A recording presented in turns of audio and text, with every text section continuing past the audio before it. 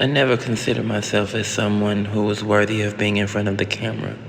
But in this new chapter, I want all the smoke.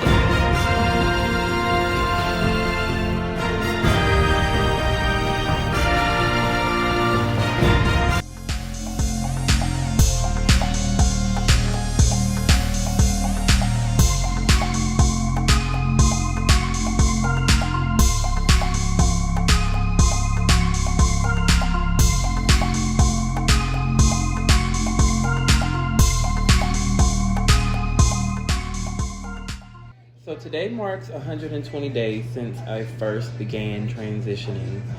I definitely see a lot of difference.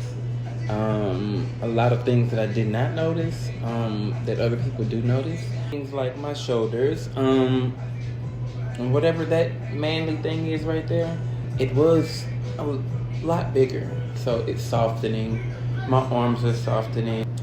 My girls is growing. I got a little something. It's not that much, but it's a little something. When I first came out publicly and told everybody on social media and my family and everything that I would be transitioning, like, I was a little hurt because a lot of people actually had opinions. There were people who said that I was doing this for publicity. Are you kidding me? So do you really think that I would risk scrutiny, risk judgment, risk disownment? It's a lot of things that I faced since I began transitioning. And that's something that I had to deal with because I chose that. But who chooses that? We only choose whether or not to move forward with making our outside match our inside. That is the only thing that you choose. One thing about this process is I've been able to actually face my demons. An important part of my transition is going through therapy and seeing what those deep-rooted traumas stem from.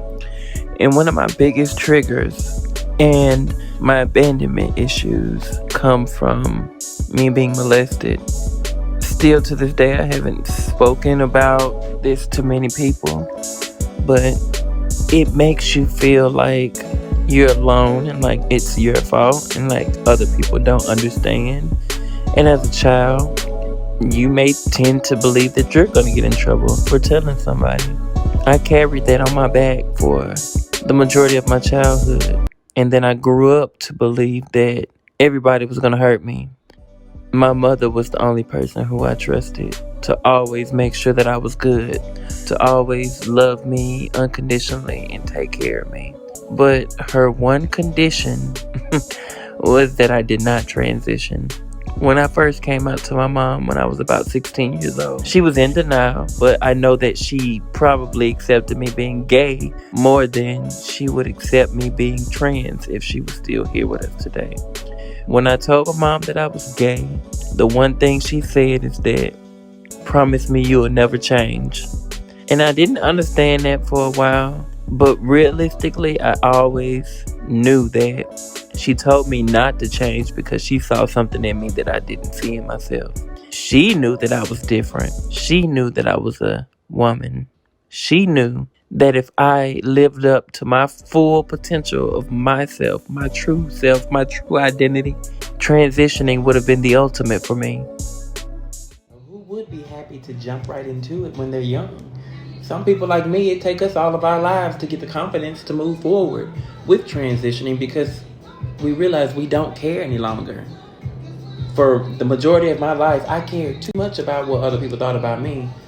I was afraid that I wouldn't be loved, I wouldn't be accepted, I couldn't have love or acceptance.